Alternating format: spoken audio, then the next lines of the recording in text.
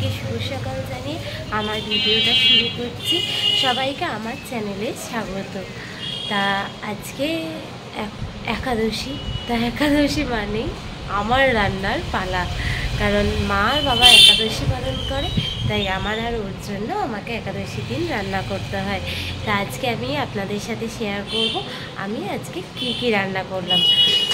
তো সুন্দর ঠান্ডা ঠান্ডা ওয়েদার থাকার জন্য ঘুম থেকে উঠতেও আজকে প্রচুর দেরি হয়ে গেছে, তাই তাড়াহুড়ো করে জলখাবারে কিছুই বানাতে পারিনি সেরকম।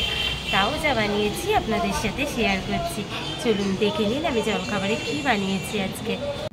একদম শর্টকাটে খুব তাড়াতাড়ি করেছিলাম রুটি আর করেছিলাম একটুখানি সুজি, আর কিছু করিনি।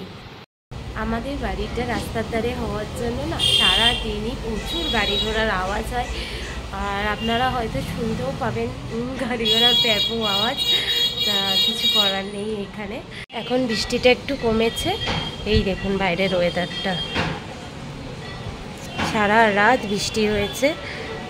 দেখুন বারান্দা পুরো ভিজে, চারিদিক পুরো একদম জলমগ্ন, এইরকম অবস্থা খানিকটা।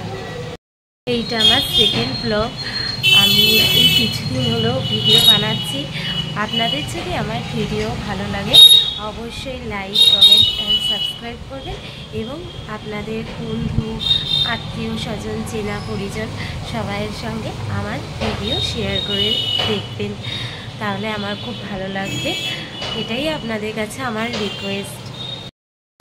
প্রথম ব্লগ বানানোর কারণে হয়তো খুব একটা গুছিয়ে কথা বলতে পারছি না, বা এডিটিংটাও খুব একটা ভালো করে উঠতে পারছি না, তবু আস্তে আস্তে শিখে যাব যদি আপনারা আমার পাশে থাকেন।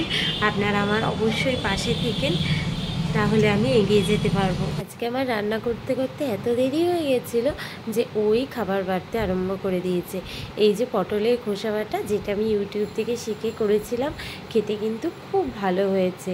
এইটা করেছিলাম, আর করেছিলাম আলু দিয়ে, কচু দিয়ে ইলিশ মাছের তরকারি, আর মা পাঠিয়েছিল খাসির মাংস আর ছোট ছোট মাছের চচ্চড়ি আলু দিয়ে, আর আমি মাছ খাবো না বলে ওর জন্য এক পিস কাতলা মাছ করে দিয়েছিলাম।